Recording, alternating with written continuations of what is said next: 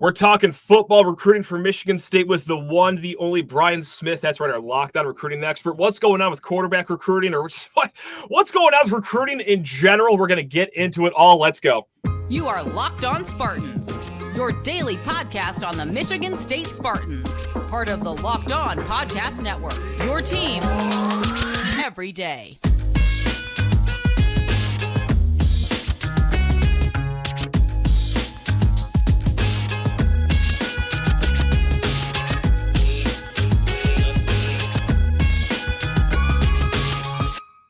This recruiting episode of Locked On Spartans is brought to you by LinkedIn Jobs. These days, every new potential hire can feel like a high-stakes wager for your small business. That's why LinkedIn Jobs helps you find the right people for your team faster and for free. Post your job for free at linkedin.com/lockedoncollege. Terms and conditions, you got that right. They apply. Spartan friends, Spartan family. So one, the only Brian Smith joining us here at Locked On Spartans. So as we're just chilling away here in Big Ten country, old Brian is down there in sunny Florida. So, Brian, how you doing? I assume you're just doing fantastic down there. Oh, I moved to Alabama, but other than that, it's still pretty warm. Excuse me. And not to just dox you right off the top of the show and just, get into all your former and current addresses. But, hey, there we go. You're still I assume the sun shines in Alabama still, right? It's wonderful here. It's 70 degrees every day. And it's a little different than East Lansing living in Auburn, Alabama. Hey, it's supposed to get up to a balmy 65 degrees up here this Sunday. So that's right. We'll be tanning our cheeks off. We will take it. Look, we're going to get into recruiting, 2025 recruiting, in-state recruiting, four-star visitors. We got a lot of recruiting stuff to talk about. But before we started recording, me and Brian, he said that Michigan State has a very important window coming up as it pertains to the transfer portal window. Brian, I'll let you take it away here because you think MSU is in need of some sizzle here in the spring window. April 16th through the April 30th timeframe is when kids can enter the portal. They don't have to make a decision during that timeframe, but gotcha. That is when Michigan State needs to get something. They need some juice. I mean, I'm sure most State fans that are listening to this know they don't have a verbal commitment right now. It's a brand new staff. I mean, there's a lot of question marks, understandably so.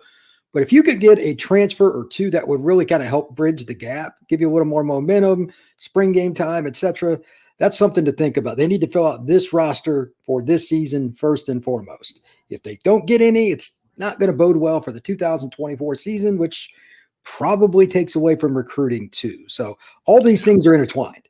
Additionally, the next couple of weeks is a really important time because you're setting up visits for OVs through June. And between now and the end of June is when all the kids are going to commit. So the next 2-3 weeks are pivotal all around for the Spartans. Yeah, and it's been a solid offseason so far. Like, let's not get it wrong. Like, obviously, Aiden Childs, good staff. You also have some other good transfers, too, from Oregon State and other programs.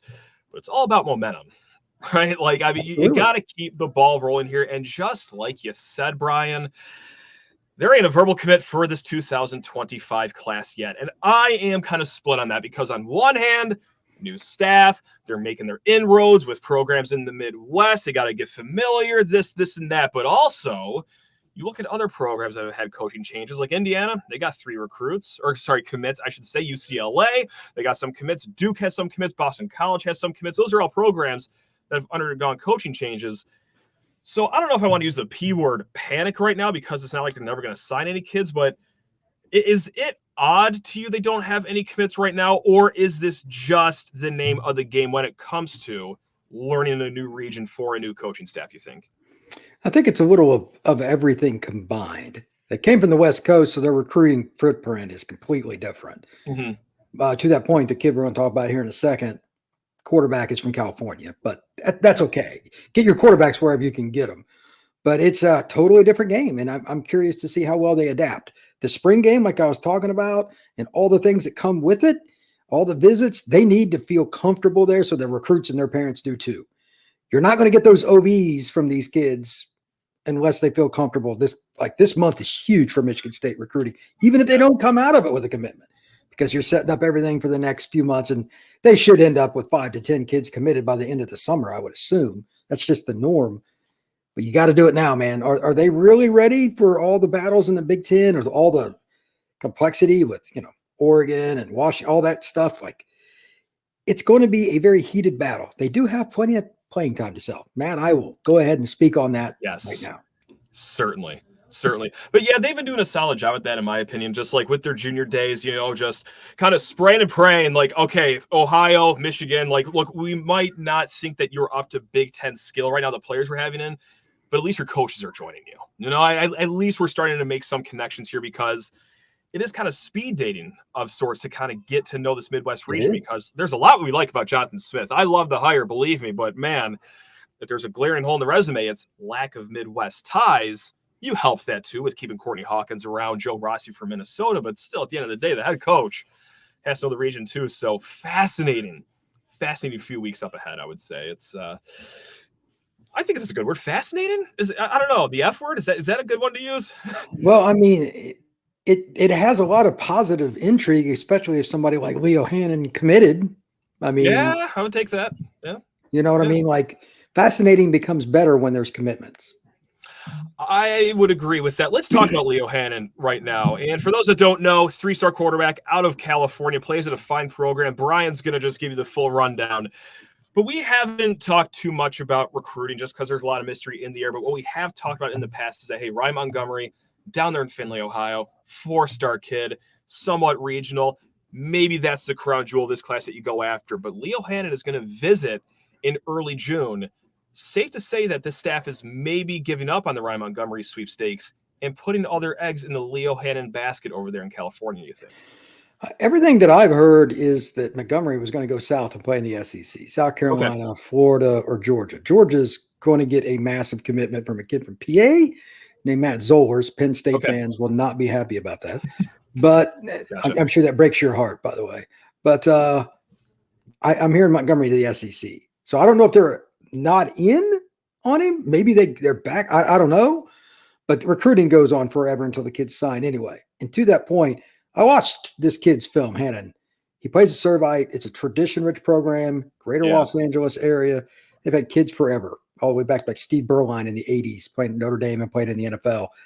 That's a good program, and he's playing against elite competition, Trinity League, and he could throw darts. I was surprised he wasn't ranked higher. Like 247 has him like 700 and something. I'm like, okay. Yeah. But Jonathan Smith likes it. Like, I'm friends with a lot of the guys 247, but I'll go with Jonathan. And I don't even know the guy. Right. But he's a good quarterback coach, and he was a hell of a quarterback when he played at Oregon State. 6'4", 210, looks the part, can throw it across the middle, understands post-snap, reads a little bit better than most kids. And again, he's in the Trinity League, arguably the best league in the country. That's going to help him make the transformation from high school to college. Michigan State is not going to just across the board line up against Ohio State and out-talent them. They need to be better at quarterback against those kind of teams. This is a kid that has a chance to really ascend. And again, his ranking's too low. And be a really good quarterback. He's going to be 6'4", 230. He's going to look like the guy that gets drafted. Now, whether or not he completes that transition above the shoulders, understanding the full complexity of post-snap reads and all that stuff, and Jonathan Smith's offense will certainly present him that opportunity. That's to be determined. But the physical skill and what he's done on film, I really, really like. So not to blow sunshine up all of our what's right now, but as far as it goes, not getting into the Montgomery sweepstakes, getting Hannon out of this whole ordeal, if he should commit, pretty good turnout for Michigan State fans. I mean, seems like it.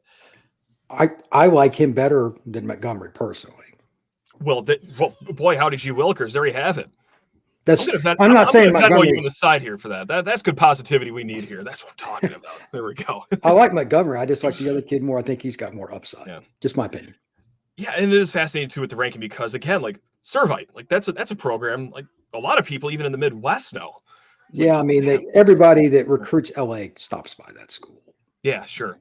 Totally. So, yeah. Well, we got more to talk about. We got more 4-stars we want to talk about, but we'll start the next segment with some in-state kids because, well, Michigan State could be making some hay there in a little bit. But first, you need to talk all your ears off about the Gametime app. Folks, we've been talking about Gametime for quite some time now because, well, for two reasons. One is my favorite reason, the money they save you. We're talking flash deals throughout the week. If you know you're going to go to a game or a concert or a comedy show later on, well, just dabble around the app and find how much you can save on the seats you love at the venue you are going to. Or if you're a procrastinator, as you're walking up to the venue, just check out their last-minute flash deals.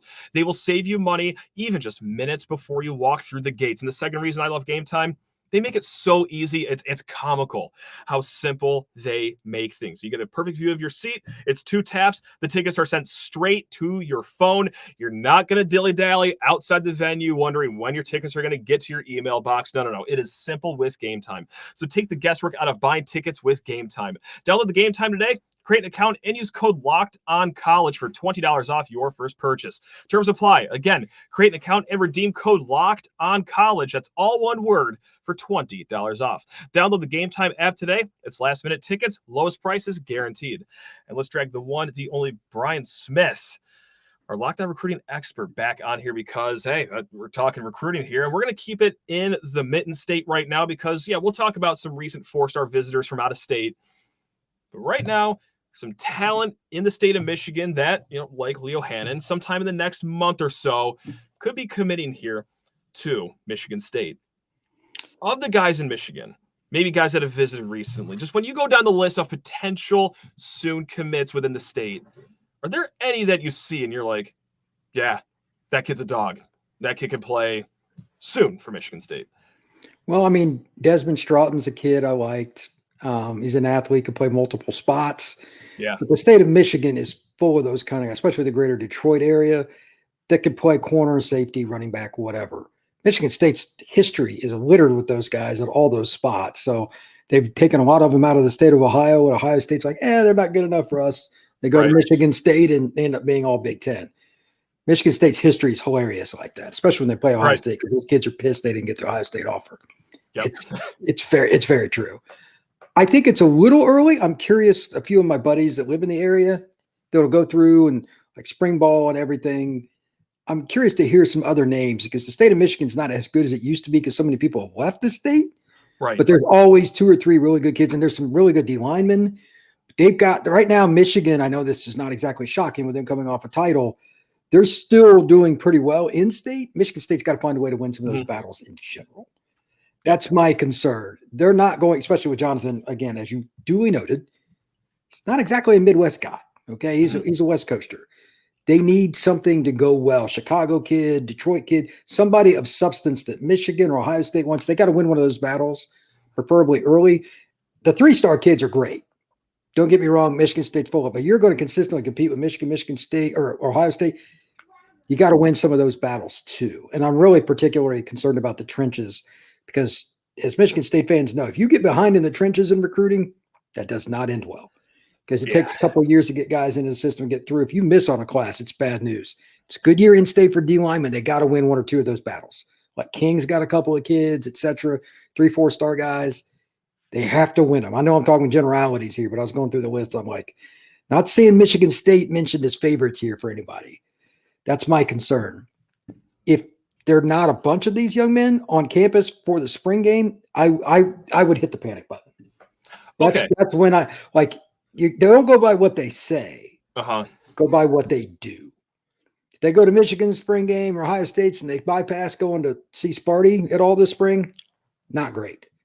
You know what I mean? Like, you can read it on the tea leaves. So that's my thing. Some of the 3-star kids too, Indiana kids, whatever. All the Midwest, they need to be open-minded. And especially, too, with a strong offensive line coach like Jim Maholchek, who, came from Oregon State. He's got a lot of people saying a lot of great things about him. So let's marry those two. Let's actually have the offensive line coach bring in some good visitors for this spring cycle here. And actually, just to funnel right into our next conversation topic, like, there have been some out-of-state 4-star kids that have visited recently here in East Lansing. One of those is a 4-star, if not 5-star, depending on what recruiting site you look at, for Kansas offensive tackle prospect Andrew Babalola. Any shot for Michigan State here? Because, look, this kid seems to be visiting upwards of 50 schools, it seems like. But is that someone to keep an eye on, or is that kind of a pipe dream? I don't know if anybody knows where the hell that kid's going. Okay. Yeah, like he's just a good prospect, and he's from an area that doesn't have a lot of, proximity to any one particular school that's dominant. Somewhat close to Oklahoma, but it's not like they were dominant last year. I don't think he has an affinity for any one school either. This could be an interesting recruitment. He could end up at Michigan State, or he could end up at SMU, and it would not surprise me. So you just got to get those kids on campus. That's the key. I think it's interesting that a guy from the West Coast goes to Michigan State and they're recruiting an offensive lineman from Kansas. That is recruiting 2025. Right. All day long, brother. Yeah. That is a recruiting for 2025. So it's good that Michigan State's looking that way. They're recruiting some kids down in my neck of the woods, Florida, and all that kind of stuff. They don't care.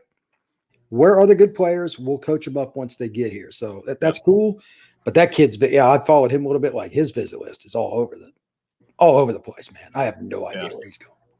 You could also look at the last recruiting class, 2024, for just like how global Jonathan Smith takes it. He got a kid from each of the 5 time zones in the United States, like all 4 of the ones of the continental, and then kids from Hawaii too. I know. It's nice. I like that. We're going worldwide over here with Jonathan Smith.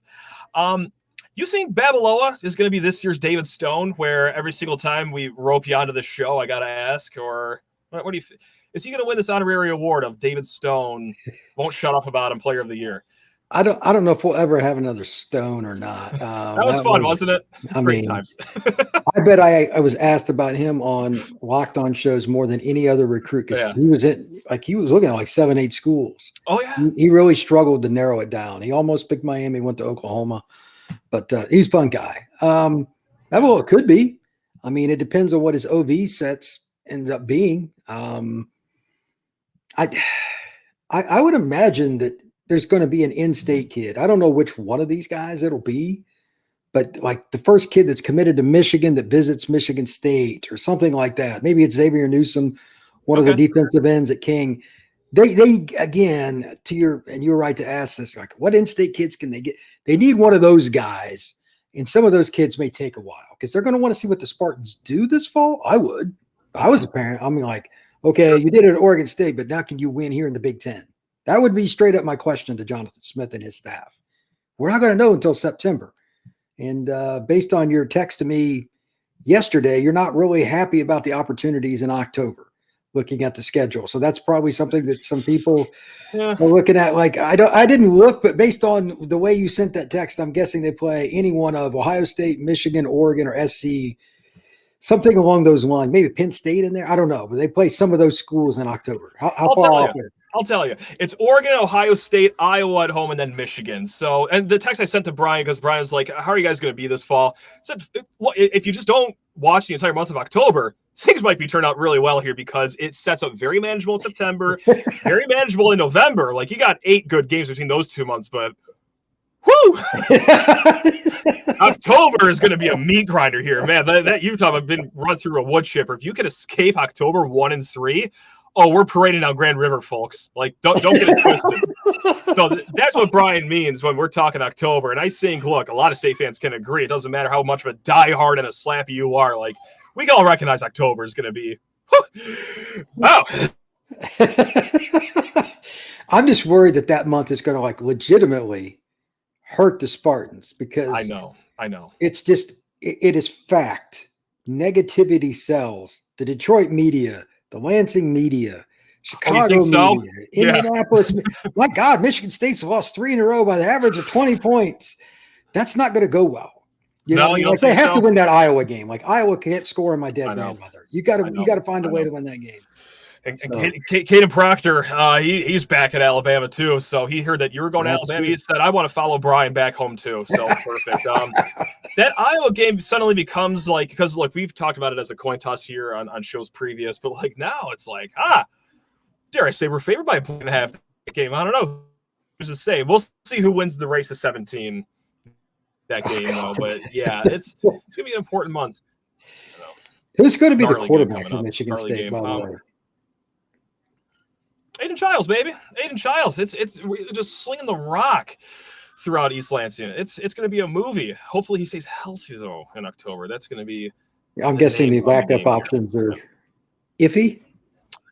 It's Tommy Schuster. He transferred here from South Dakota or North Dakota, one of the Dakotas. And then it's 2 true freshmen who I think are going to be fine in due time. But that's the thing. It's like when we play those teams in October, not only like could losses hurt, but like I just hope that Aiden Childs stays healthy that whole entire month. That's easier said than done here, Brian. Oh boy. I want to talk about two other out-of-state visitors here in a hot second, but first I need to talk the people's ears off about Fire TV. That is right, folks. Fire TV. We've been talking about Fire TV for quite some time here because it is simply the best. Fire TV is your destination for sports, from live games to highlights to in-depth analysis. Fire TV offers amazing viewing experiences with smart TVs as well as Fire TV sticks that you could just plug straight into your existing TV that provides you access to millions of movies and TV episodes as well as free and live TV. Now, whether it's opening weekend for baseball or the college basketball tournament, you're going to want to have a Fire TV. Now, Fire TV recently created Fire TV channels to deliver a constant supply of the latest videos from your favorite sports brands too, all for free. That includes all of us at Locked On and most of the big pro leagues and colleges conferences too. Fire TV channels let you dive into all the in-game analysis, highlights, and more to keep up to date on all the latest in the world of sports. We're talking March Madness, NBA, MLB, and so much more. Not to mention great news, entertainment, gaming, travel, cooking videos too. So check out Fire TV channels on Fire TV and Alexa devices. If you haven't checked out Fire TV channels yet, well, you should. Trust me on this one. To learn more, visit www.amazon.com/locked on Fire TV. Let's drag him back into the mix here. It's Brian Smith because, hey, in your former neck of the woods, Keon Young, 4-star safety. He's going to be visiting Michigan State here in a little bit. What's that all about? That's a really good football player. He's a kid that I know that program well. It's kind of my home base. Okay. His head coach is a buddy of mine. That's a kid that can play at the higher upper echelon levels of the SEC, Big Ten, whatever. He's got NFL physical traits. They put him at the back of their defense at Lakeland High School to call the plays. Okay. And he's a ball hawk. He'll go get it. He's the kind of kid that I think could go into Michigan State and play right away. Gotcha. I'm not talking about special teams. So these are the kinds of kids, if you're going to be, again, the objective is to be competitive with Michigan and Ohio State. There's no, this is the kind of kid you got to get. I don't think he's concerned about going away from home. Anything's possible. So they just got to get him on campus and see how that goes. But this is a ball player that can play corner or safety and it really helped Michigan State secondary. And kind of hopeful, too, with Blue Adams because, I mean, he's kind of been all over the map, especially with his NFL connections. But Florida is a place that he's called home. So maybe there's a little bit of home flavor in there for this recruitment. But obviously, long way to go. Just like I said, kick and play. So this will be another tough one. But it's nice that MSU's on the kids' radar, at least, if not for nothing. Well, I mean, if you're getting kids from Lakeland to visit, it's a very good sign. That's one of the best programs in Dixie.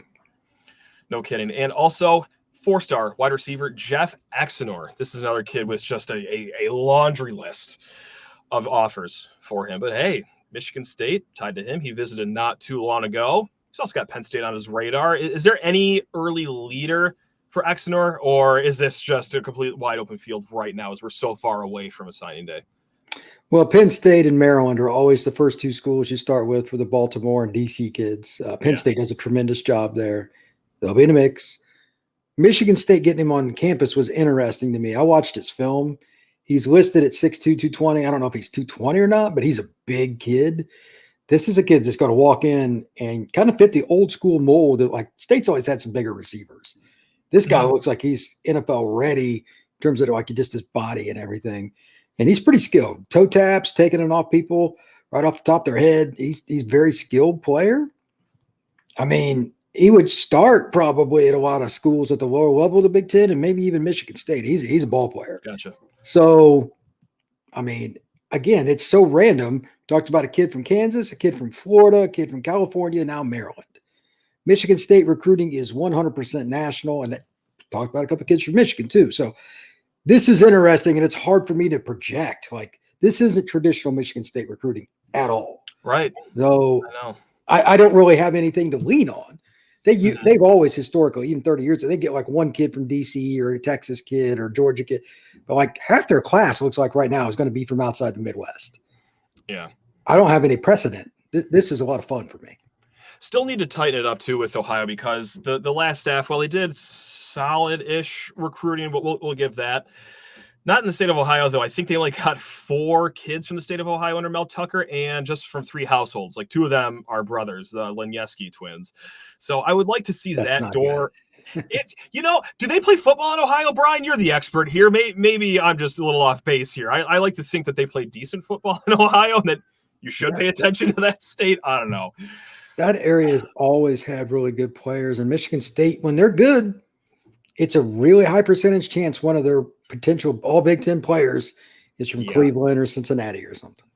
Like the golden era, like the Rose Bowl season, the college football playoff season. Like, yeah, there are Ohio kids on there, and for some reason, kind of just shut the valves off there with the last staff. Again, like they did fine recruiting the last staff. I know there's a lot of negative we could say about them, but let's throw them some bone here. But it's just it was specifically with the state of Ohio recruiting. Like they hardly even had visitors from Ohio. It wasn't just the fact that they swung and they missed a lot. Like, no, they were barely swinging at these kids down there. Baffling. Yeah, it's the state next to you, man. You got to recruit it. Absolutely. I know. You know what? From one, kind of talk about one former Colorado coach, Mel Tucker, to a current one right there, Deion Sanders. I know we're going way outside of Locked On Spartans. We're doing Locked On Buffaloes right now, but just as a recruiting expert over there, and I know this story dropped like a week or two ago, but I'm just so fascinated because, look, Deion Sanders moves the needle down in Colorado. Like there are times where he can have the college football news cycle just by the you-know-what. When he comes out and says that he doesn't get out there and he doesn't recruit for himself because, he feels like he has to visit too many schools and that's too many politics. Over here, I'm thinking, what the hell are you doing? Like, this isn't going to work. But Brian, like, obviously, you know a lot more about recruiting than I do. Is there a method to the madness here, or what's going on over there? That just tells me that it's not going to work long term. Okay. Yeah, like after the Florida State-Georgia game, Kirby talked about the reason he doesn't see his family much is recruiting. No kidding. Now, which one do you like better where the program is, Colorado or Georgia? Oh boy, let me see. You know what? I'm going to go out on a limb and go with Georgia here. I'm going to go with the dogs here. So what does that tell you? That's why he's relying. It's not that he's lazy. He's had some health issues, etc. Of course, yeah. And I think that's probably why. But look, if you're not out on the trail, it ain't going to work. It's just not.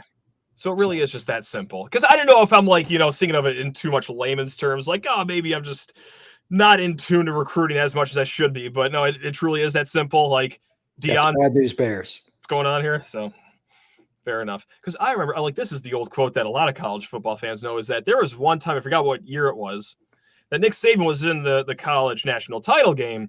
And he was talking to a reporter, kind of complaining about, this game's going to cost me a week of recruiting. Like, huh?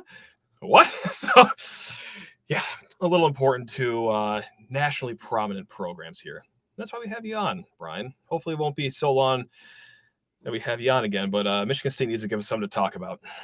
I actually would like to go through and do a show with you pretty soon with the schedule and talk about the Big Ten. There are a couple of interesting trends that I think Spartan fans are going to like, and it's a debate. I want to go ahead and call this now. Okay, do it. This is because I was on the Wisconsin show the other day. Yeah. If you're playing at USC, if you're a fan, if you're a coach, how many Midwest games do you want to play in November? Exactly.